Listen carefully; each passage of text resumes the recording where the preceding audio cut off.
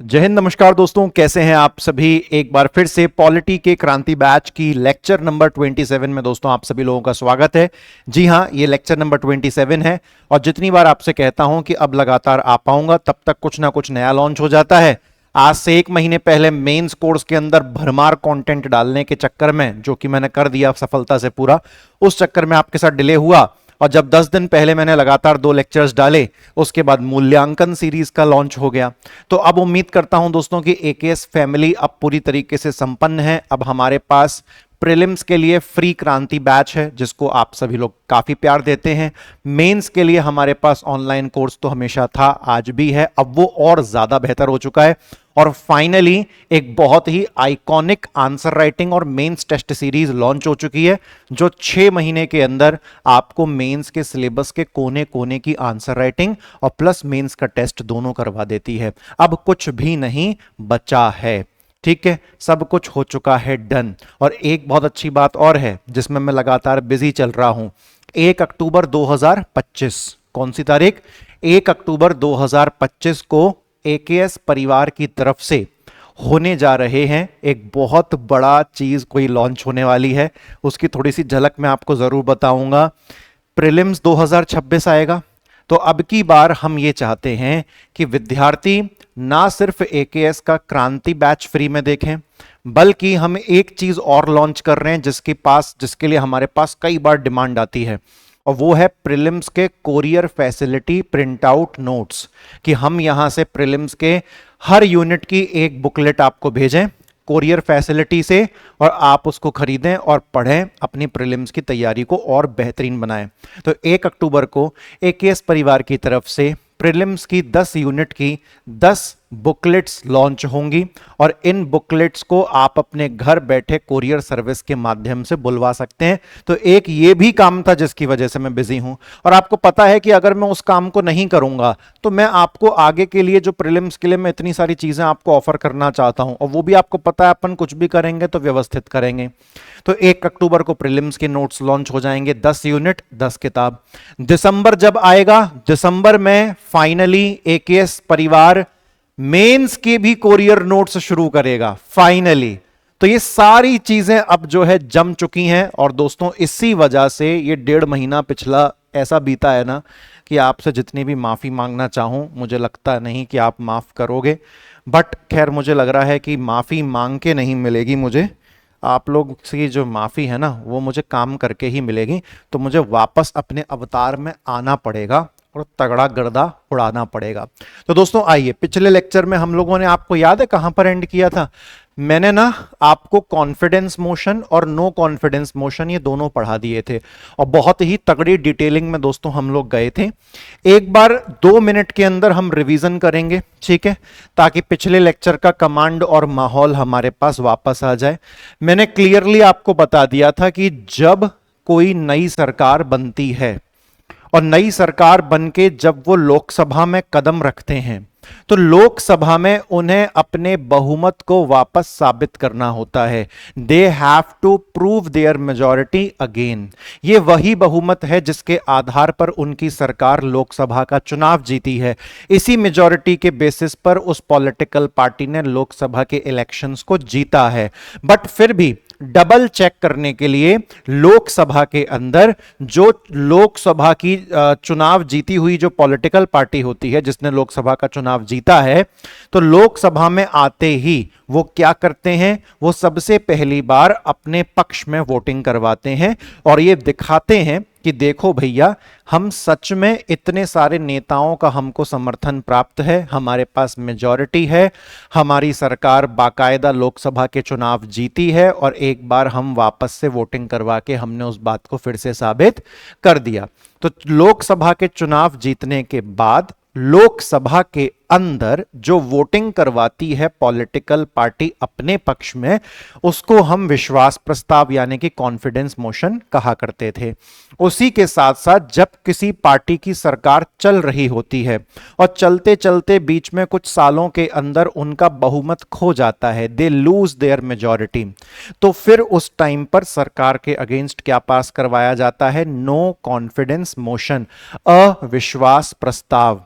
और अगर वो सरकार के अगेंस्ट यानी कि रूलिंग पार्टी के अगेंस्ट अगर नो कॉन्फिडेंस मोशन पास हो गया, जिस पार्टी की सरकार चल रही है अगर उनके विरुद्ध अविश्वास प्रस्ताव पारित हो गया, तो वो पार्टी वहीं की वहीं निपट जाती है, विघटित हो जाती है, डिसॉल्व हो जाती है और फिर नई लोकसभा के अंदर, मतलब नई लोकसभा नहीं, उस पार्टी के डिसॉल्व होते ही प्रेसिडेंट साहब दूसरी पार्टी से पूछते हैं कि भैया ये पार्टी तो निपट गई, इनका बहुमत तो खो गया, अब बताओ कि क्या किसी और पार्टी में दम है लोकसभा की सरकार बनाने का?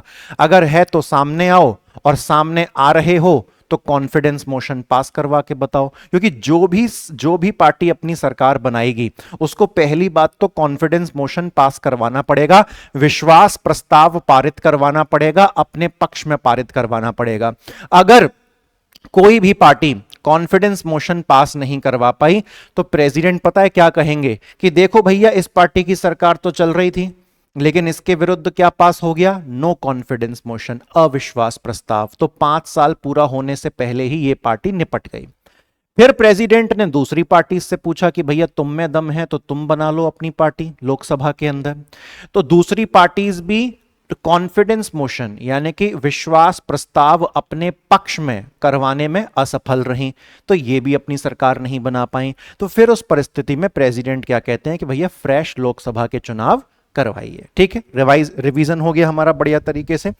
तो आज के लेक्चर में दोस्तों हम लोग क्या पढ़ेंगे? आज के लेक्चर में हम लोग करेंगे कौन सा? Motion of thanks. कौन सा?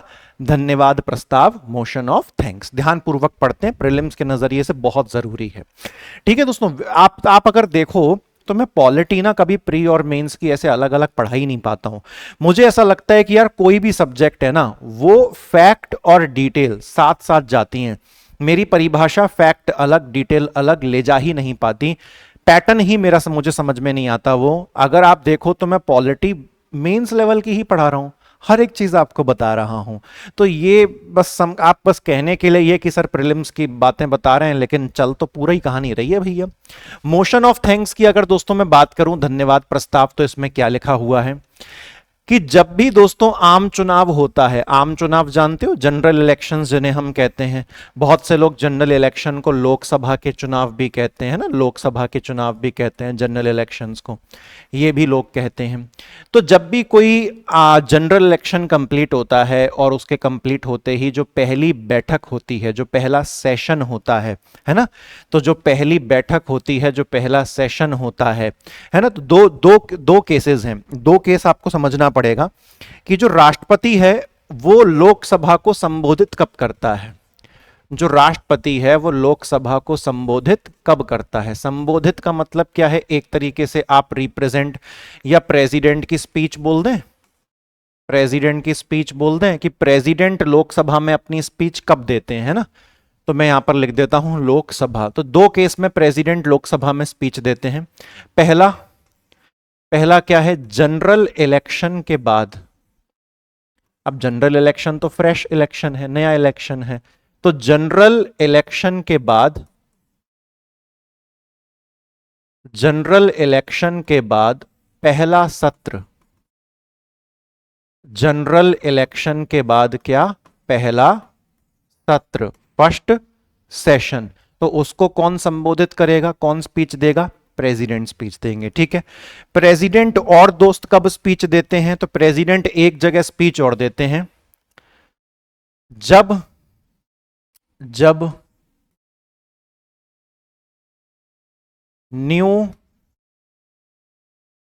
न्यू फाइनेंशियल ईयर स्टार्ट होता है।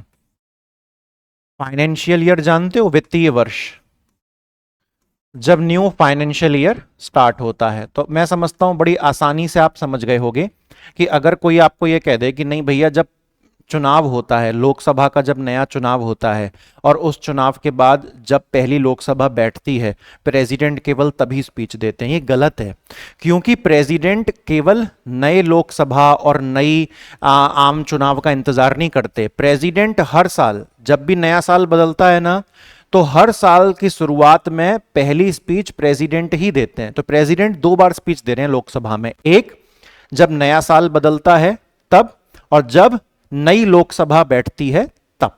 ठीक है, दोनों केस में प्रेसिडेंट स्पीच देते हैं। ठीक है, तो बेसिकली प्रेसिडेंट की इसी स्पीच को दोस्तों हम लोग क्या कहते हैं, धन्यवाद प्रस्ताव, यानी कि थैंक्स मोशन या मोशन ऑफ थैंक्स। ठीक है, अब आप देखें, अब प्रेसिडेंट जब अपनी स्पीच देते हैं दो बार, एक तो नए इलेक्शंस कंप्लीट होने के बाद लोकसभा की पहली बैठक, दूसरा जब हर नया साल बदलता है तो उस नए साल की शुरुआत की पहली स्पीच। ठीक है, तो प्रेसिडेंट बेसिकली क्या बताते हैं, प्रेसिडेंट जो है ये बताते हैं कि पिछले वर्ष सरकार की क्या नीतियां रहीं, सरकार के क्या कार्यक्रम रहे, और आने वाले वर्ष में सरकार की क्या नीतियां और क्या कार्यक्रम रहेंगे। क्योंकि इसलिए तो कहते हैं कि प्रेसिडेंट साहब जो हैं वो एक तरीके से सरकार को ही रिप्रेजेंट करते हैं, सरकार का ही वो एक तरीके से प्रतिनिधित्व करते हैं, तो वो बेसिकली सरकार की तारीफ करते हैं इस पहली स्पीच में। ठीक है, भारत के अंदर जो प्रेसिडेंट इस तरह से स्पीच देते हैं, ये स्पीच कहां से मेल खाती है, तो दोस्तों ब्रिटेन में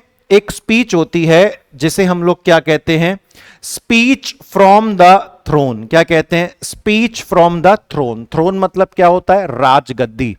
राजगद्दी से दिया गया भाषण, राजगद्दी से दिया गया भाषण। जैसे ब्रिटेन में राजा रानी अपनी स्पीच देते हैं, बिल्कुल सेम तरीके से इंडिया में प्रेसिडेंट स्पीच देते हैं। ठीक है, और इस स्पीच में वो सरकार के पिछले वर्ष की जो पॉलिसीज और प्रोग्राम्स हैं, नीतियां और कार्यक्रम है, उनकी भी बात करते हैं, और आने वाले वर्ष की जो पॉलिसीज और प्रोग्राम है उनकी भी बात करते हैं। और ऐसा प्रेसिडेंट कितनी सिचुएशन में करते हैं, दो सिचुएशन में।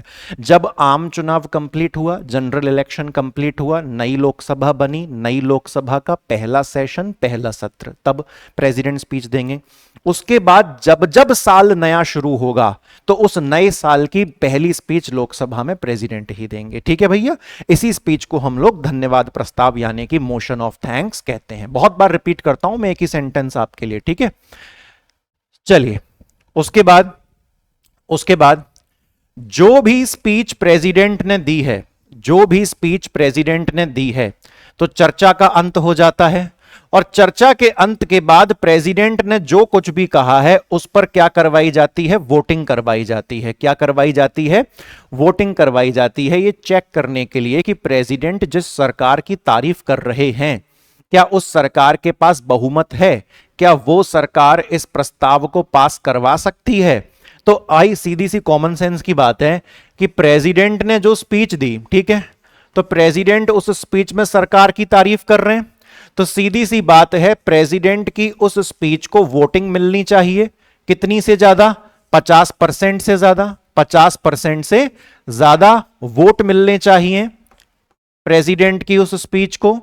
समझ में आ रही है बात। और अगर किसी वजह से प्रेसिडेंट की उस स्पीच को 50% से ज्यादा वोट नहीं मिल पाए, तो यह पता है किसका इशारा है, यह इस बात का इशारा है कि सरकार का बहुमत नहीं बचा, the majority of government is no more. तो वो भी कहीं ना कहीं सरकार को निपटा देती है, डिसॉल्व कर देती है। ठीक है, और सरकार का बहुमत होता ही है तो प्रेसिडेंट की ये जो स्पीच है ये हर बार 50% मेजॉरिटी से पास हो जाती है, टेंशन की बात नहीं होती। और अगर नहीं पास हो पाई तो सिंपल सी बात क्या है, इसे सरकार की पराजय माना जाता है और सरकार क्या हो जाती है, विघटित हो जाती है। भैया तुम्हारी सरकार थी, तुम्हारे पास वहां पर सबसे ज्यादा नेता तुम्हारी ही सरकार के थे, तुम्हारी ही पार्टी के थे, फिर भी तुम अपने पक्ष में जो प्रेसिडेंट बोल रहे हैं तुम उनकी स्पीच पे आधे से ज्यादा वोट का ओके भी नहीं दबा पाए अपने मेंबर से, तो भैया फिर तो आपकी सरकार की बहुमत नहीं बची और सरकार क्या हो जाएगी, विघटित हो जाएगी दोस्तों, है ना, डिसॉल्व हो जाएगी। क्या इतनी बात आप सभी को क्लियर हुई? ठीक है, अच्छा उसके बाद हम आगे देखते हैं, जब प्रेसिडेंट सरकार की तारीफ करते हैं पिछले वर्ष की भी और आने वाले वर्ष की भी, तो उस टाइम पर पार्लियामेंट के जो मेंबर्स बैठे हुए हैं वो क्या कर सकते हैं, वो चाहें तो उस स्पीच की आलोचना भी कर सकते हैं और प्रश्न पूछ सकते हैं कि नहीं भैया सरकार ने तो ऐसा कुछ नहीं कहा था, आप ऐसा क्यों कर रहे हैं। हालांकि मर्यादा में रहते हुए करना होता है क्योंकि वो देश के राष्ट्रपति की स्पीच है। क्लियर बात समझ में आ रही है? तो क्या दोस्तों आपने इससे एक स्टेटमेंट बनाना सीखा एमसीक्यू का, कि अगर मोशन ऑफ थैंक्स यानी कि धन्यवाद प्रस्ताव पास नहीं हो पाया, मतलब 50% से अधिक वोट उसको प्राप्त नहीं हो पाए, तो इसका मतलब क्या है, सरकार विघटित हो जाएगी, द गवर्नमेंट विल डिसॉल्व, इसे सरकार की पराजय माना जाएगा। ठीक है, और सरकार खत्म हो जाएगी, डिसॉल्व हो जाएगी। ये स्टेटमेंट ठीक है। अच्छा, मोशन ऑफ थैंक्स, धन्यवाद प्रस्ताव, किसकी स्पीच को कहते हैं? राष्ट्रपति की स्पीच को कहते हैं। राष्ट्रपति स्पीच कितने उपलक्ष्य पे देते हैं? 2 उपलक्ष्य पे देते हैं। बार बार रिपीट नहीं करूंगा, ऑलरेडी आज बहुत बोल चुका हूं उस चीज के बारे में, ठीक है। अच्छा दोस्तों, अब कौन सा मोशन है हमारे पास, अब कौन सा प्रस्ताव है हमारे पास? तो अब दोस्तों जो प्रस्ताव हमारे पास है उसको कहते हैं no day yet named motion. Hindi में क्या कहते हैं? अविनिर्धारित तिथि प्रस्ताव। क्या कहते हैं? अविनिर्धारित तिथि प्रस्ताव, no day yet named motion. बहुत प्यारा मोशन है, समझना पड़ेगा क्या कहा जा रहा है। ये दोस्तों एक ऐसा प्रस्ताव है। अच्छा, एक बात तो जानते हो ना कि संसद में किसी भी हाउस के अंदर, चाहे लोकसभा हो या राज्यसभा हो, वहां पर आपको अगर किसी भी मुद्दे पर चर्चा करनी है तो उसके लिए प्रस्ताव पारित करवाना पड़ता है, resolution pass, sorry motion pass करवाना पड़ता है, ठीक है ना। याद है ना आपको मोशन का काम। तो ये एक ऐसा मोशन है जिसे कौन स्वीकार करता है? लोकसभा का, जिसे लोकसभा का स्पीकर यानी कि अध्यक्ष स्वीकार करते हैं, ठीक है। लेकिन इस मुद्दे पर चर्चा करने के लिए कोई भी तारीख फिक्स नहीं की जाती। मैंने आपसे कहा है कि पार्लियामेंट का कोई भी हाउस है, लोकसभा हो या राज्यसभा हो, उसमें आपको किसी मुद्दे पर चर्चा करनी है तो उसके लिए आपको मोशन यानी कि प्रस्ताव पारित करवाना पड़ता है, ठीक है। तो ये जो no day yet named motion है, तो उसके नाम में ही लिखा है कि ये एक ऐसा प्रस्ताव है जिसके अंदर लिखी गई बातों पर कब चर्चा होगी इसकी कोई तारीख फिक्स नहीं की जाती है, ठीक है। और इस मोशन को स्वीकार कौन करता है? लोकसभा का स्पीकर स्वीकार करता है, ठीक है। अच्छा, उसके बाद क्या लिखा है कि जो स्पीकर साहब हैं, जो अध्यक्ष साहब हैं, वो जब देख लेते हैं कि सदन के अंदर या फिर कहें कि लोकसभा के अंदर क्या कामकाज चल रहा है ना, क्या क्या सिस्टम वर्क कर रहे हैं, और फिर उसी के साथ साथ वो लीडर ऑफ द हाउस से कंसल्ट भी करते हैं, ठीक है। लीडर ऑफ द हाउस कौन होता है? तो लोकसभा में सदन का नेता कौन होता है? लोकसभा में सदन का नेता, लीडर ऑफ द हाउस कौन होता है? कोई और नहीं बल्कि प्रधानमंत्री होते हैं, ठीक है।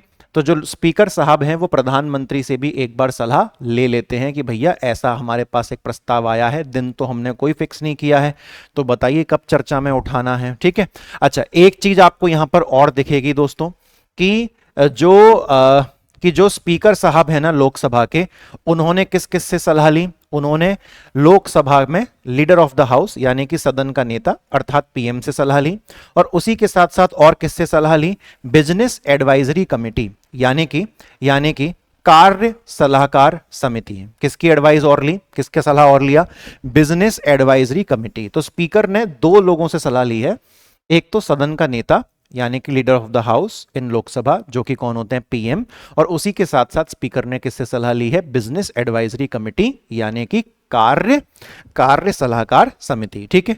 इन दोनों से एडवाइस लेने के बाद जो स्पीकर साहब हैं वो एक दिन जो है अलॉट कर देते हैं कि भैया इस दिन हम इस मोशन के ऊपर, इस प्रस्ताव के ऊपर चर्चा करेंगे। इतना क्लियर हुआ आप सभी को? सिंपल सी बात थी, तभी तो उसका नाम क्या दिया गया है? No day yet named motion, कि ऐसा प्रस्ताव जिसके अंदर लिखी गई बातों पे चर्चा तो होनी है परंतु किस दिन होनी है ये नहीं पता। तो इस प्रस्ताव को, इस मोशन को एक्सेप्ट कौन करता है, स्वीकृत कौन करता है? लोकसभा का स्पीकर। और लोकसभा के स्पीकर क्या खुद से डेट डिसाइड कर देते हैं कि इस मोशन पे चर्चा हम कब करेंगे? जी नहीं, वो 2 जगह से सलाह लेते हैं। एक लीडर ऑफ द हाउस यानी कि सदन का नेता, जो कि कोई और नहीं बल्कि प्रधानमंत्री होते हैं। दूसरा बिजनेस एडवाइजरी कमेटी यानी कि कार्य सलाहकार समिति। इन दोनों से एडवाइस लेने के बाद जो लोकसभा के स्पीकर हैं वो एक डेट फिक्स कर देते हैं, बोले हम इस दिन पर इस प्रस्ताव पर चर्चा करेंगे, we will do the discussion on this motion on this very particular day. Okay, चलिए उसके बाद दोस्तों कौन सा मोशन है? उसके बाद मोशन है डायलेटरी मोशन। कौन सा मोशन है?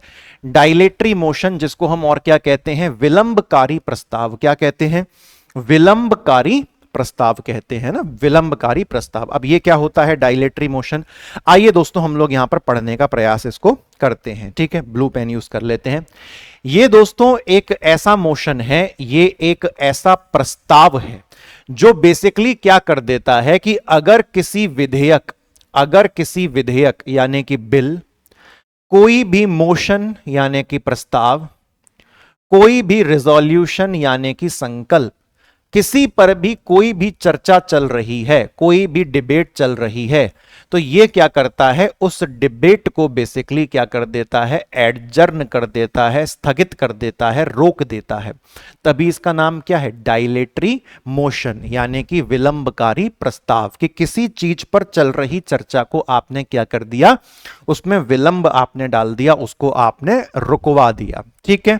अच्छा, ये क्यों किया जाता है, ये क्यों किया जाता है, ये इसीलिए भैया किया जाता है कि जो भी मुद्दे पे चर्चा चल रही है उसकी प्रगति को, उसकी प्रोग्रेस को क्या किया जा सके, टाला जा सके। ये तो ये जानबूझ के की जाने वाली हरकतें हैं। ठीक है, कि किसी भी चर्चा को हम क्या करना चाहते हैं, टाल सकते हैं। अब आप खुद सोचिए, क्या कभी सरकार की तरफ से कोई व्यक्ति किसी चर्चा को टालने की बात करेगा? नहीं, सरकार उसको पकड़ के मारेगी, बड़ा तुम हमारे ही नेता हो और हमारी ही चर्चा को बंद करवाना चाह रहे हो। तो अक्सर ज्यादातर ये जो ऑपोजिशन पार्टी होती है ना, जो ऑपोजिशन पार्टी होती है, जो विपक्ष दल के सदस्य होते हैं, वो लोग अक्सर इस मोशन को जो है पास करवाते हैं। ठीक है, क्या इस डायलेटरी मोशन को, विलंबकारी प्रस्ताव को पारित करवाने का कोई विशेष समय है? जी नहीं, इसका कोई भी विशेष समय नहीं है। जब इसको पास करवा दोगे तभी कोई ना कोई चर्चा क्या हो जाएगी, रुक जाएगी। लेकिन मेरी बात तो समझो, अगर ऑपोजिशन वाला कोई प्रस्ताव लेके आ रहा है तो पहली बात तो वो उसको पास करवा ही नहीं पाएगा। क्यों नहीं करवा पाएगा? क्योंकि ज्यादातर नेता पार्लियामेंट के अंदर किसके बैठे हुए हैं, रूलिंग पार्टी के, जिसकी सरकार चल रही है, और आप उन्हीं की चर्चा को बंद करना चाहते हो तो आप मोशन कभी पास करवा ही नहीं पाओगे, क्योंकि ज्यादातर नेता आपके मोशन के विरुद्ध वोट दबा देंगे। तो आप जो विलंब डालना चाहते हो, आप जो डिले करना चाहते हो, आप उस मकसद में कभी पूरे हो ही नहीं पाओगे। और अगर आप गलती से अपने मकसद में पूरे हो गए तो ये इस बात का इशारा है कि तुम तो ऑपोजिशन वाले पार्टी में थे, तुमने तो चुनाव जीता भी नहीं था, लेकिन फिर भी तुम्हारा मोशन कैसे पास हो गया? मतलब क्या है, मतलब ये है कि सामने वाली पार्टी के जो नेता हैं कहीं ना कहीं तुम्हारे पक्ष में झुक रहे हैं। तो भैया सही मौका है, जो सत्ताधारी दल है उनके खिलाफ चला दो तीर। कौन सा? नो कॉन्फिडेंस मोशन, अविश्वास प्रस्ताव का। ठीक है, ऐसे नो कॉन्फिडेंस मोशन का यूज होता है। ये आपको समझ में आया ना? इसका जैसा नाम था ना, विलंब डालना, किसी भी काम को डिले करना, ये इसका बड़ा सिंपल सा वही काम होता है। ठीक है, और ज्यादातर ऑपोजिशन वाले लाते हैं और वो पास नहीं करवा पाते, क्योंकि सरकार उनकी है नहीं, बहुमत उनके पास है नहीं, मेजॉरिटी उनके पास है नहीं, मेंबर ज्यादा उनके पास है नहीं, वोट उनके पक्ष में ज्यादा आते नहीं है, तो मोशन कभी पास वो हो ही नहीं पाता। उसके बाद दोस्तों और अगली क्या चीज है, पॉइंट ऑफ ऑर्डर यानी कि बिंदु आदेश। अब ये क्या होता है, पॉइंट ऑफ ऑर्डर यानी कि बिंदु आदेश? आइए पढ़ते हैं क्या लिखा जा रहा है।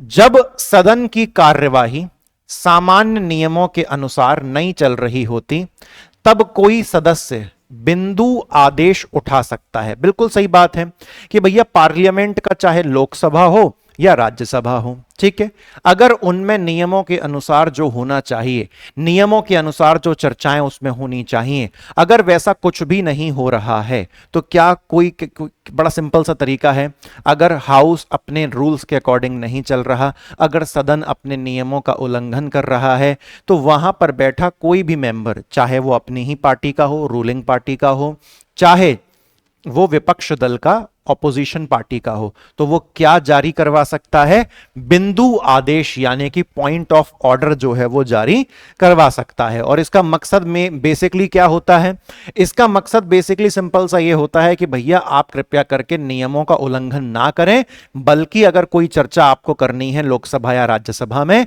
तो आप नियमों के अनुसार जो है उसका पालन करिए। इतना क्लियर हुआ आप सभी को?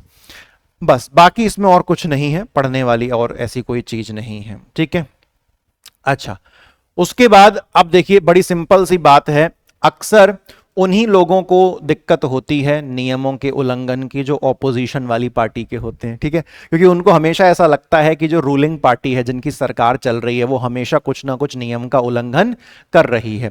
तो ज्यादातर ये जो पॉइंट ऑर्डर है, बिंदु आदेश, ये भी कौन लेके आता है, ऑपोजिशन पार्टी वाले लेके आते हैं, परंतु वो इसे पास नहीं करवा पाते क्योंकि उनके पास मेजॉरिटी है ही नहीं, उनके पास बहुमत है ही नहीं, उनके पक्ष में कोई वोट डालता है ही नहीं, तो इसीलिए उनका पॉइंट ऑर्डर यानी कि बिंदु आदेश पारित नहीं हो पाता, पास नहीं हो पाता है। ठीक है, और अगर पास हो गया तो मतलब रूलिंग पार्टी की मेजॉरिटी कहीं ना कहीं कमजोर पड़ रही है, सत्ताधारी दल का बहुमत कहीं ना कहीं कमजोर पड़ रहा है। ठीक है, चलिए बहुत ही अच्छी बात हो गई, बहुत ही अच्छी बात हो गई, आगे बढ़ते हैं। ठीक है, आगे बढ़ते हैं। अब दोस्तों क्या है, हाफ एन आवर डिस्कशन यानी कि आधे घंटे की चर्चा।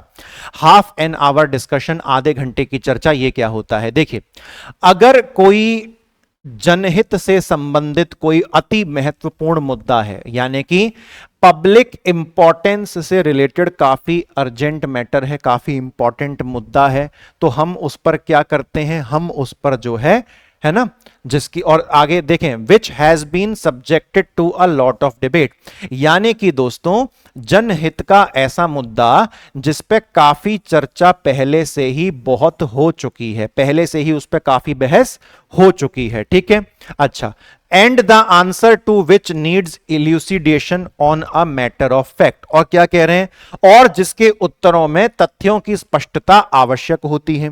मतलब एक ऐसा मुद्दा है जो जनता से जुड़ा हुआ है, काफी इंपॉर्टेंट मुद्दा है, लोकसभा या राज्यसभा में काफी ज्यादा उस मुद्दे पर चर्चा हो चुकी है। ठीक है, और वो मैटर अब ऐसा हो चुका है कि उसमें तथ्यों को यानी कि फैक्ट्स को स्पष्ट करना, क्लियर करना बहुत जरूरी है, अन्यथा ये डिबेट यूं ही उस पर चलती चली जाएगी और वो मैटर कभी भी सॉल्व नहीं होगा।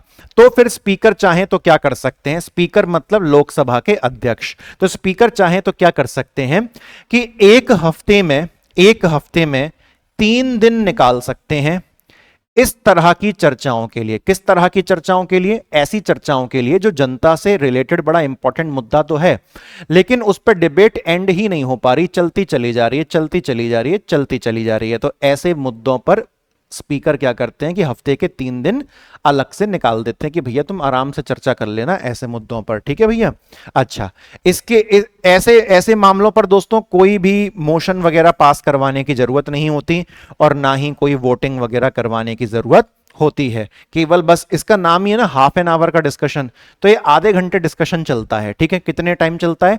मात्र आधे घंटे। और कितने दिन चल सकता है? हफ्ते के किसी भी 3 दिन, जो भी स्पीकर डिसाइड करेंगे। ठीक है, इसको कोई मोशन का नाम नहीं दिया है, प्रस्ताव का नाम नहीं दिया है, और ना ही ऐसे मुद्दों पर कोई भी वोटिंग वगैरह करवाई जाती है। ये मैटर ऐसा है कि अंदर ही अंदर सुलटा लिया जाता है कि भैया बेवजह इतनी हम डिबेट कर चुके हैं, छोड़ो, मिट्टी पाओ इस मुद्दे के ऊपर। जनता का मुद्दा है ना, तो सरकार तो वैसे ही मिट्टी पा देती है जनता के मुद्दे पर, है ना, नेताओं को क्या पड़ी हुई है।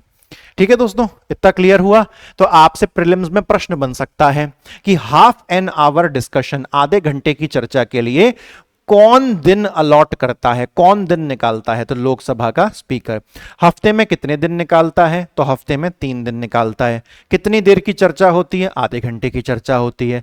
क्या इसके लिए कोई वोटिंग करवाई जाती है? बिल्कुल वोटिंग नहीं करवाई जाती है। ठीक है, अच्छा, उसके बाद दोस्तों एक और चर्चा है, स्वल्पकालीन चर्चा। स्वल्पकालीन चर्चा का मतलब क्या है? शॉर्ट ड्यूरेशन डिस्कशन, यानी कि यहां पर आधा घंटा वगैरह स्पेसिफिक नहीं किया है कि आधे घंटे की ही चर्चा है, शॉर्ट ड्यूरेशन। अब यहां पर शॉर्ट ड्यूरेशन का मतलब क्या है? यहां पर शॉर्ट ड्यूरेशन यानी कि स्वल्पकालीन का मतलब कितना है? 2 घंटे की चर्चा। कितने घंटे की चर्चा? 2 घंटे की चर्चा, और 2 घंटे से ज्यादा अधिक नहीं होनी चाहिए। यह चर्चा 2 घंटे से ज्यादा अधिक नहीं होनी चाहिए, है ना। तो मुझे तो ऐसा लगता है हाफ एन आवर डिस्कशन, आधे घंटे की चर्चा पहले था, इसको कर देना चाहिए था 2 आवर डिस्कशन, यानी कि 2 घंटे की चर्चा। लेकिन उन्होंने नाम क्या दिया है? शॉर्ट ड्यूरेशन डिस्कशन, यानी कि स्वल्पकालीन चर्चा। इतना क्लियर हुआ? और यह चर्चा भी दोस्तों ऐसे ही मुद्दे पर की जाएगी जो जनहित से अति आवश्यक रूप से जुड़ा होगा, यानी कि अर्जेंट पब्लिक मैटर होगा। ठीक है, उस पर 2 घंटे की चर्चा की जाएगी। और इसके लिए हफ्ते में कितने दिन निकाले जाएंगे? इसके लिए हफ्ते में 2 दिन निकाले जाएंगे। तो हाफ एन आवर डिस्कशन, आधे घंटे की चर्चा के लिए हफ्ते में कितने दिन निकाले जा रहे थे? 3 दिन निकाले जा रहे थे, क्योंकि उसका डिस्कशन का टाइम मात्र 30 मिनट होता है। लेकिन जो 2 घंटे की चर्चा है, इसमें हफ्ते के कितने दिन निकाले जा रहे हैं? 2 दिन, क्योंकि इसमें हर एक चर्चा 2 घंटे की होती है, 2 घंटे से ऊपर नहीं होती। तो हाफ एन आवर डिस्कशन में और 2 आवर डिस्कशन में, दोनों में कुछ ऐसा खास डिफरेंस नहीं है, बस वहां पर हफ्ते में 3 दिन होते हैं आधे घंटे की चर्चा में, और 2 घंटे की चर्चा में हफ्ते के अंदर 2 दिन होते हैं, दैट्स इट। दोनों जगह बाकी की चीजें क्या रहती हैं, सेम रहती हैं। अर्जेंट पब्लिक वाला मुद्दा होता है, ठीक है। मोशन हम यहां पर कोई भी पास नहीं करवाते, और वोटिंग हम यहां पर भी कोई नहीं करवाते, यानी कि आधे घंटे की चर्चा और स्वल्पकालीन चर्चा, half an hour discussion and short duration discussion, both are same. बस चर्चा का जो समय है वो बदल गया है, और हफ्ते में 3 दिन और हफ्ते में 2 दिन ये बदल गया है, बाकी सब कुछ सेम है, ठीक है। अच्छा, ये जो शॉर्ट ड्यूरेशन डिस्कशन है जहां पर हम 2 घंटे की चर्चा करते हैं दोस्तों, ये कब से हमारे देश में चल रहा है, तो ये 1953 से हमारे देश में चल रहा है। अब उसके बाद दोस्तों अगली हेडिंग क्या है, अगली हेडिंग है स्पेशल मेंशन, यानी कि विशेष उल्लेख। स्पेशल मेंशन, विशेष उल्लेख, क्या कहा जा रहा है, क्या कहा जा रहा है, देखें। A matter which is not a point of order or which cannot be raised during the question hour, half an hour discussion, short duration discussion, or under adjournment motion, calling attention notice, or under any rule of the house can be raised under special mention in the Rajya Sabha।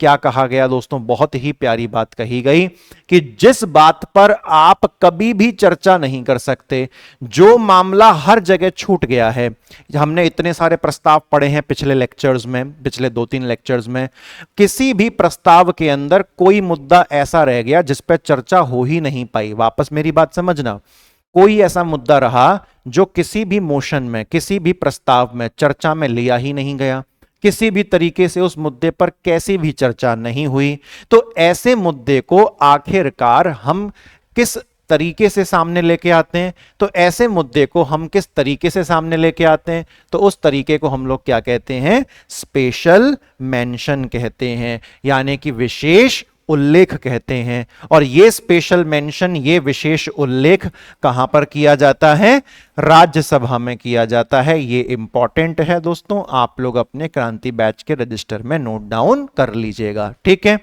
इतना clear हुआ। चलिए उसके बाद देखें, उसके बाद देखें, ये दोस्तों राज्यसभा का ही टूल है। ये किसका टूल है, राज्यसभा का है। अगर लोकसभा का रहा होता तो हम वहां पर उसको मेंशन कर देते, ठीक है। तो क्या लोकसभा में भी ऐसा कुछ होता है क्या, जी हां होता है। देखो दोस्तों, लोकसभा की जो नियम वाली किताब है ना, लोकसभा की जो नियम वाली किताब है ना, उस नियम वाली किताब का कौन से नंबर का नियम, उस नियम वाली किताब का नियम नंबर 377। उस नियम वाली किताब का कौन से नंबर का नियम, नियम नंबर 377 में बिल्कुल यही सेम काम होता है।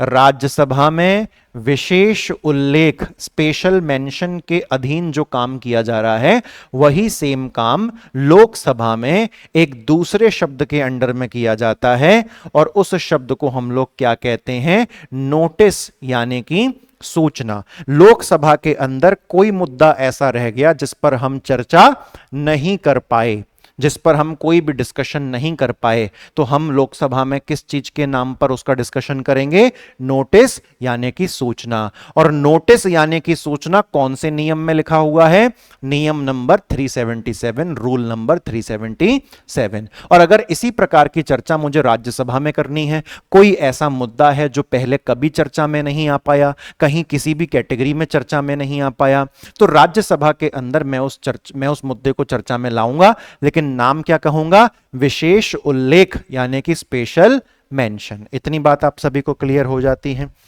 चलिए दोस्तों, ठीक है। आप मुझे, अगर आप इस वीडियो को सही तरीके से देख रहे हैं, तो मैं आपको एक तगड़ा होमवर्क दे रहा हूं। मैंने अभी तक जितने भी मोशन पढ़ाए हैं, उन सारे मोशन के नाम आपने पढ़े ही होंगे, आपके क्रांति के रजिस्टर में लिखा ही होगा। तो आपको मुझे कमेंट करना है, कमेंट थोड़ा सा बड़ा हो जाएगा, ठीक है, कमेंट थोड़ा सा बड़ा हो जाएगा। हिंदी वाले जो विद्यार्थी हैं वो हिंदी में कमेंट करेंगे, क्योंकि आप लोग प्रस्ताव के नाम अलग लिखोगे, और जो इंग्लिश वाले विद्यार्थी हैं वो इंग्लिश में कमेंट करेंगे, क्योंकि आप लोग अपने मोशंस के नाम अलग अलग लिखेंगे। तो आपको क्या बताना है, हिंदी और इंग्लिश दोनों को क्या करना है, दोनों को 2 पैराग्राफ लिखने हैं। कितने पैराग्राफ? 2 पैराग्राफ। चाहो तो गूगल से कॉपी पेस्ट या चैट जीपीटी से कॉपी पेस्ट कर सकते हो, लेकिन वेरीफाई कर लेना कि डेटा कहीं गलत तो नहीं है। मेरा आपसे प्रश्न ये है, आपको कमेंट में बताना है कि अभी तक हमने जितने भी मोशंस पढ़े हैं, और इस लेक्चर में हमारे सारे मोशंस कंप्लीट हो जाएंगे, तो अभी तक दोस्तों हमने जितने भी प्रस्ताव पढ़े हैं, कौन से प्रस्ताव केवल राज्यसभा के अंदर होते हैं और कौन से प्रस्ताव केवल लोकसभा के अंदर होते हैं। दोस्तों यकीन मानना, आपका बहुत तगड़ा रिवीजन हो जाएगा और काफी सारे जो अनछुपे अनकहे डाउट्स होते हैं वो भी आपके मन से निकलेंगे, तो आप उनको भी सॉल्व कर पाएंगे। बहुत प्यारी एक्टिविटी है, आप जरूर करिएगा, ठीक है। इसी बात पे वीडियो को लाइक कर दो प्लीज, उसको लाइक कर दीजिए आप, ओके। अच्छा, अब हम दोस्तों कहां चल रहे हैं, रिजोल्यूशन यानी कि संकल्प क्या होता है। अभी तक दोस्तों आप लोगों ने क्या पढ़ा, अभी तक आप लोगों ने पढ़ा मोशन, है ना। अभी तक आप लोगों ने क्या पढ़ा, मोशन पढ़ रहे थे अब आप। तो अब जितने भी मोशन हैं वो कंप्लीट हो चुके हैं।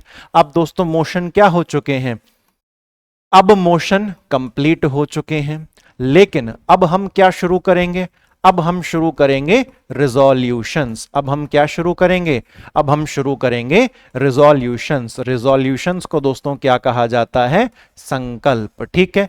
एक बार हम लोग पढ़ते हैं, एक बार हम लोग पढ़ेंगे। देखें, कोई भी मेंबर हो, कोई भी मेंबर मतलब मंत्री भी हो सकता है और नॉन मंत्री भी हो सकता है, कोई भी मेंबर हो वो रेजोल्यूशन पास कर सकता है। क्या पास कर सकता है, संकल्प पास कर सकता है। क्यों, ताकि वो कंप्लीट हाउस का जो ध्यान है, ताकि वो पूरे सदन का जो अटेंशन है उसे अपनी तरफ खींच सके। ये बिल्कुल ऐसा ही है, हेलो ओ इधर देखो, इधर तो हम सामने वाले का ध्यान अपनी तरफ आकर्षित करते हैं ना। तो अब ऐसे तो हो नहीं सकता, ए सफेद कपड़ा, हम इससा बोलते हैं ना, ए ओ सफेद कपड़ा, तो ऐसे नहीं बुला सकते। हमें अगर पूरे हाउस का अटेंशन अपनी तरफ चाहिए, पूरे सदन का ध्यान अगर हम अपनी तरफ आकर्षित करना चाहते हैं, तो उसके लिए हमको क्या पास करवाना पड़ेगा, रिजोल्यूशन पास करवाना पड़ेगा। क्या पास करवाना पड़ेगा, रिजोल्यूशन यानी कि संकल्प पारित करवाना पड़ेगा। इतना क्लियर हुआ, अच्छा ठीक है। और हम पूरे सदन का ध्यान क्यों अपनी तरफ आकर्षित करना चाह रहे हैं, क्योंकि हम एक ऐसा मुद्दा चर्चा में लेंगे जो मुद्दा जनता के संबंध में जुड़ा हुआ है, ठीक है। अच्छा, उसके बाद काम लगभग मैं आपको पहले ही दोस्तों पढ़ा चुका हूं कि मोशन और रिजोल्यूशन में अंतर क्या होता है। लगभग हर रिजोल्यूशन एक मोशन का ही पार्ट है ना। लगभग हर रिजोल्यूशन एक मोशन का ही पार्ट है, परंतु सारे मोशन रिजोल्यूशन नहीं होते हैं। ये हम पहले ही पढ़ चुके हैं, पहले ही डिस्कस कर चुके हैं, ठीक है। अगर आप कमेंट में मुझे इसका जवाब दे सकें, मोशन वर्सेस रिजोल्यूशन, तो मजेदार बात हो जाएगी। और अगर आप कमेंट में इसका जवाब नहीं दे पाएंगे तो इसके 2 कारण हैं, या तो आपने प्रीवियस लेक्चर देखे नहीं है, या देखे हैं तो बस देखे ही हैं, उसका क्रांति रजिस्टर में नोट डाउन नहीं किया है, ठीक है। अच्छा चलिए, आप बस ये समझ लो फिलहाल के लिए कि मोशन एक बड़ी चीज है, चर्चाएं वर्चाएं करने के लिए यूज होती है, और रिजोल्यूशन उसका एक हिस्सा है, ठीक है। इतना आप समझ लीजिए, वरना फिर प्रीवियस लेक्चर पूरा रिपीट करना पड़ जाएगा, ठीक है। अच्छा,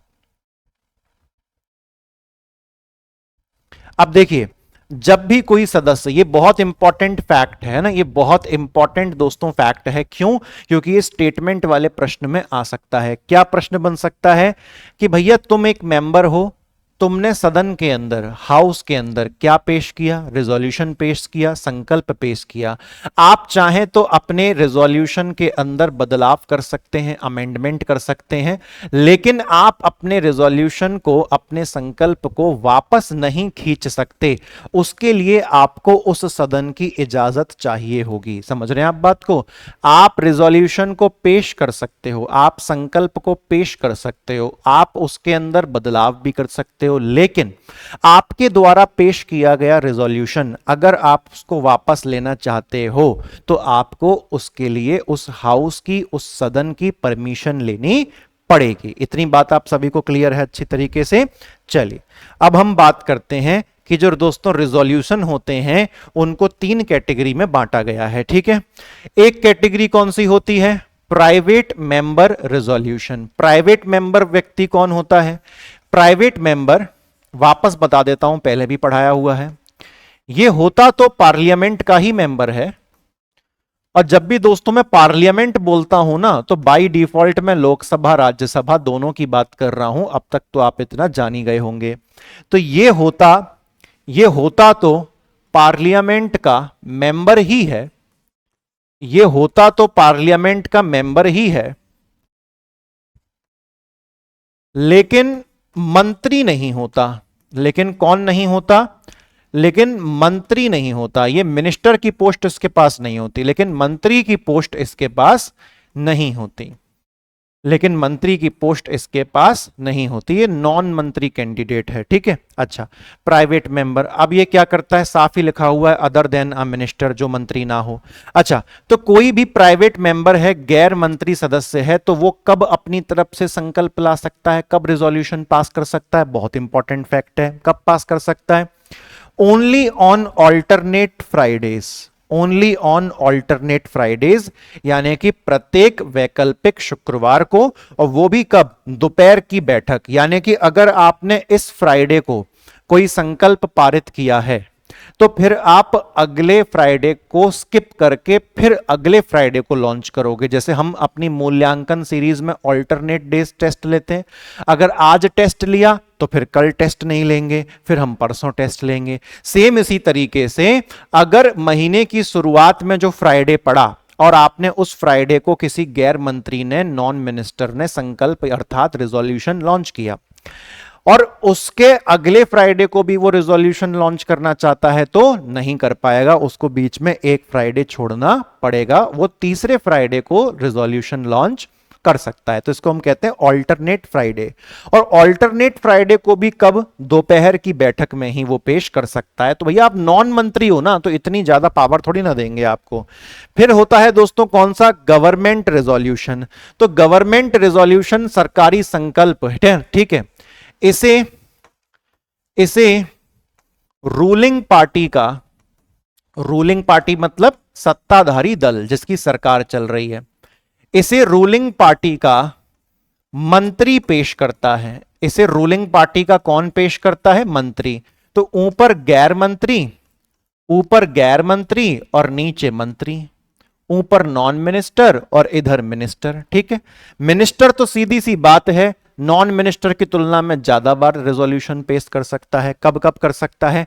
any day, Monday to Thursday, यानी कि मंडे से लेके थर्सडे के बीच में मंत्री अगर कोई है तो वो कभी भी रिजोल्यूशन पेश कर सकता है, वो कभी भी संकल्प पारित करवा सकता है। और ना ही उसे ये देखना कि सुबह की बैठक, दोपहर की बैठक, शाम की बैठक, Monday to Thursday any day. और जो मंत्री नहीं है वो बेचारा ऑल्टरनेट फ्राइडे, और उसमें भी दोपहर की बैठक। खतरनाक काम उसके लिए कर दिया गया है, ठीक है। उसके बाद दोस्तों तीसरी कैटेगरी होती है जिसको हम लोग कहते हैं स्टैट्यूटरी रिजोल्यूशन, यानी कि सांविधिक संकल्प, ठीक है। स्टैट्यूटरी रिजोल्यूशन यानी कि सांविधिक संकल्प। दोस्तों ये एक ऐसा रिजोल्यूशन है जिसे या तो नॉन मंत्री भी लॉन्च कर सकता है, या फिर एक मंत्री भी लॉन्च कर सकता है। यानी कि यहां पर कोई लिमिट सेट नहीं है, दोनों में से कोई भी, दोनों में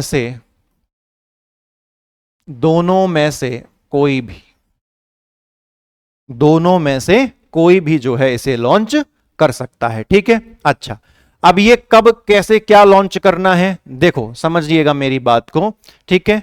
ये इसका तो ऐसा कोई दिन वगैरह फिक्स किया नहीं गया है। इसको जब भी लॉन्च किया जाता है तो संविधान के अनुसार या फिर पार्लियामेंट के द्वारा बनाए गए किसी एक्ट के अनुसार ही इसको पेश करना होता है, ठीक है। तो हमने 3 कैटेगरी पढ़ ली रिजोल्यूशन की, एक जिसे मंत्री पेश करेगा, दूसरा जिसे नॉन मंत्री पेश करेगा, और तीसरा सांविधिक स्टैट्यूटरी जिसे कोई भी पेश दोनों में से कर सकता है। और तीनों के हम लोगों ने बस तीसरे वाले को छोड़ के हमने ऊपर वाले दोनों के क्या पढ़े? अलग अलग दिन पढ़े, ठीक है। अच्छा, अब दोस्तों यहां पर हेडिंग आ गई है जो कि आपका होमवर्क बचा लेगी, है ना। अब आपकी हेडिंग आ गई है जो आपका होमवर्क बचा लेगी, लेकिन इसके लिए आपको एक संकल्प पता होना बहुत जरूरी था, ठीक है। इसके लिए एक संकल्प आपको पता होना, चलो ठीक है छोड़ो, आप तो इसी में मैं आपको थोड़ा समझाने की कोशिश करता हूं। जितने भी रिजोल्यूशन यानी कि जितने भी संकल्प, ठीक है, सब्सटेंटिव मोशन की कैटेगरी में आते हैं, यानी कि मूल प्रस्तावों की कैटेगरी में आते हैं। सब्सटेंटिव मोशन जानते हो आप, पहले हम लोगों ने पढ़ा था। सब्सटेंटिव मोशन अर्थात ऐसे प्रस्ताव जिनको ओरिजिनली लॉन्च किया जाता है पार्लियामेंट में बिना किसी बदलाव या बिना किसी छेड़खानी के। इतना समझ लो, फिलहाल पूरा रिवीजन करवाने बैठूंगा तो एक लेक्चर में सब्सटेंटिव मोशन ही पूरा जो है मैंने पढ़ाया था, ठीक है। अच्छा, तो क्या कहा गया, जितने भी रिजोल्यूशन, जितने भी संकल्प कौन सी कैटेगरी में आते हैं, सब्सटेंटिव मोशन, यानी कि जितने भी संकल्प मूल प्रस्तावों की कैटेगरी में आते हैं, ठीक है। तो मतलब ये कहा गया है कि जितने भी, मैंने शब्द गलत बोला कि जितने भी, हम क्या कहना चाह रहे हैं कि हमने सब्सटेंटिव मोशन के अंदर, मूल प्रस्तावों के अंदर सारे रिजोल्यूशन बाय डिफॉल्ट आते हैं। फिर से सुनिए, जितने भी संकल्प हैं वो मूल प्रस्तावों का ही हिस्सा होते हैं। फिर सुनिए, जितने भी रिजोल्यूशंस हैं वो सब्सटेंटिव मोशन का ही हिस्सा होते हैं। तभी तो मैंने आपसे कहा था कि मोशन एक बड़ी चीज है और रिजोल्यूशन एक छोटी चीज है। सारे रिजोल्यूशन मोशन का पार्ट होते हैं, परंतु सारे मोशन रिजोल्यूशन नहीं होते हैं। सारे प्रस्ताव संकल्प नहीं होते। फिर सुनो, सारे प्रस्ताव संकल्प नहीं होते। फिर से सुनो, सारे प्रस्ताव संकल्प नहीं होते। अंग्रेजी में सुनो, all motions are not resolution. फिर से अंग्रेजी में, all motions are not resolution. ठीक है, समझ में आ रहा है। But all resolutions are part of motion. All resolutions are part of motion. सभी संकल्प किसका हिस्सा है, मूल प्रस्तावों का हिस्सा है। ठीक है, इतना आप समझता हूं कि अब गलती आप नहीं करेंगे। ठीक है, अच्छा, उसके बाद हम एक चीज समझ लेते हैं। अब देखो, एक बहुत बड़ा मैं आपको डिफरेंस बताता हूं दोस्तों, बहुत बड़ा डिफरेंस बताता हूं। सारे मोशंस के ऊपर, सारे मोशंस जितने भी प्रस्ताव होते हैं उनमें से मैं आपको बता रहा हूं कि सारे मोशंस के अंदर जरूरी नहीं कि आप सबके ऊपर वोटिंग करवाओ ही करवाओ। सारे प्रस्तावों के ऊपर जो है वो मतदान करवाने की आवश्यकता नहीं होती। लेकिन जितने भी संकल्प होते हैं, जितने भी संकल्प, जितने भी रिजोल्यूशन होते हैं, उनके ऊपर वोटिंग करवानी पड़ती ही पड़ती है। एक और बहुत तगड़ा आप डिफरेंस देख सकते हैं। सारे मोशंस, सारे प्रस्ताव के ऊपर वोटिंग कराने की आवश्यकता नहीं होती। लेकिन मेरे भाई ध्यान से मेरी बात सुनो, जितने भी रिजोल्यूशंस हैं, जितने भी संकल्प होते हैं, उन सभी पर मतदान, उन सभी पर वोटिंग करवाना कंपलसरी होता है। ठीक है, याद रह जाएगा। चलिए, अब यहां पर एक और कॉन्सेप्ट है दोस्तों, जिसे हम लोग क्या कहते हैं, यूथ पार्लियामेंट कहते हैं, यानी कि युवा संसद कहते हैं। बेसिकली ये क्या होता है, ये स्कूल और कॉलेज वगैरह में इसका आयोजन करवाया जाता है, जहां पर जो बच्चे हैं वो सीख सकते हैं कि एक एक्चुअल संसद, एक रियलिटी में जो पार्लियामेंट होती है वो कैसे काम करती है। अब इस तरह की जो युवा संसद का जो प्रोग्राम है, ये किसने, इसकी सलाह किसने दी थी, तो ये एक बहुत इंपॉर्टेंट प्रीलिम्स का फैक्ट बन जाता है। चौथे अखिल भारतीय सचेतक सम्मेलन, यानी कि fourth all India whip conference, है ना। हम लोगों ने विप भी पढ़ा था ना दोस्तों पहले, विप क्या होता है अच्छे से याद होगा, उम्मीद करता हूं। तो चौथा अखिल भारतीय सचेतक सम्मेलन, fourth all India whip conference के माध्यम से यूथ पार्लियामेंट यानी कि युवा संसद जैसी कोई चीज होनी चाहिए, इस बात की सलाह दी गई। और बच्चे क्या कर सकते हैं, युवा संसद में पार्टिसिपेट करके संसद कैसे काम करती है उसको सीख सकते हैं। ठीक है, बस इतना ही होता है और कोई दिक्कत वाली बात नहीं है। ठीक है दोस्तों, अब यहां पर अगली हेडिंग आ जाती है। यहां से अगली हेडिंग, यहां से नया टॉपिक बेसिकली शुरू हो रहा है। सारे मोशंस कंप्लीट हैं, सारे रिजोल्यूशन कंप्लीट हैं। मोशन और रिजोल्यूशन में अंतर भी मैंने आपको बता दिया है, युवा संसद क्या होती है वो भी मैंने आपको बता दिया है। तो अभी क्या हुआ कि हमने इतना पोर्शन, जितने भी मोशन रिजोल्यूशन सब बचे थे, हमने पूरे उनको निपटा दिया है। ठीक है, अच्छा, अब यहां पर दोस्तों क्या कहानी की शुरुआत होती है, इसको आप ध्यानपूर्वक समझिएगा। ये बेसिकली क्या कह रहा है, लेजिस्लेटिव प्रोसीजर इन पार्लियामेंट, यानी कि संसद में विधायी प्रक्रिया, संसद में विधायी प्रक्रिया, यहां से जो है ये टॉपिक स्टार्ट हो रहा है। तो या तो मैं इसको एक काम ऐसे भी कर सकता हूं कि यहीं से मैं लेक्चर पे कट लगा के इसको एक नए लेक्चर के रूप में भी अपलोड कर सकता हूं। ठीक है, चलिए देख लेते हैं एक बार क्या है लेजिस्लेटिव प्रोसीजर इन पार्लियामेंट। ठीक है, या फिर ऐसा करें कि इसको मैं कट लगा ही देता हूं और इसको हम नेक्स्ट लेक्चर में उठा लेते हैं। ठीक है, कट लगा के नेक्स्ट लेक्चर में उठा लेते हैं इसको हम।